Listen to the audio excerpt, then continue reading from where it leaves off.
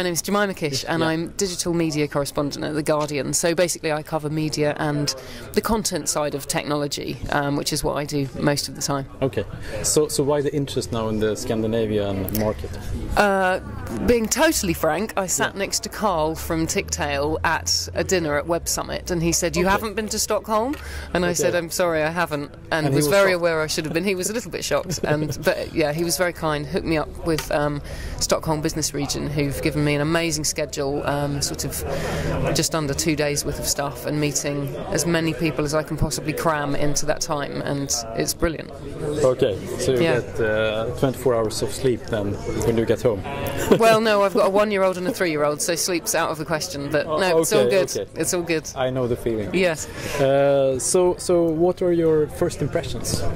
My first impressions were at the Stockholm meetup, which is organised by Crowley, which was really interesting because he was very much of the opinion that there's some amazing stuff going on, but whether it's what's the expression? Jantelagen. Yeah. Maybe there's a bit of that going on, but there's not enough sort of promotion of people don't really big themselves up enough. I'm slightly uncomfortable with mass generalisations about entire nationalities, but several people have told me that that has been an element of the startup scene here, and so that is starting to change a little bit in the last 6 months. So people just collaborating a bit more and working together in more co-working spaces and networking, and so there are some exciting things starting to happen. But I think actually from the point of view of somebody coming from the UK and covering tech, that we have a tendency just to look west, which is a real shame. A, because the tech news market is saturated in the US, and B, because there's so much amazing stuff going on in Europe that we need to look north and east and probably south a little bit as well. I mean, a lot is changing as well. I mean, if you look at Chinese capital, for example, it's finding its way to Europe and the US.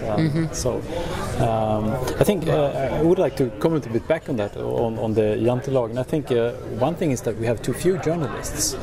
So the journalists, it's much easier to write about a big company that is known and so on than to cover the smaller ones. Well, it's not just ease as well. It's also, and I know from the point of view of being in a bigger media organisation, that if you have a story, if you're trying to pitch a story to the news desk who knows nothing about technology, if you say if it's got Facebook, Apple, Twitter, or Microsoft in it, they know who that is, and they'll go, "Oh yes, well we want that." If you mention a story which is about a company nobody's heard of, they don't want to run a story about it. Actually, the dynamics in technology are often the other way around. Of course, you know, there are some significant stories about these big companies, but the really exciting stuff happens in the space where new ideas and really talented people are getting stuff off the ground and picking up on trends before anyone else.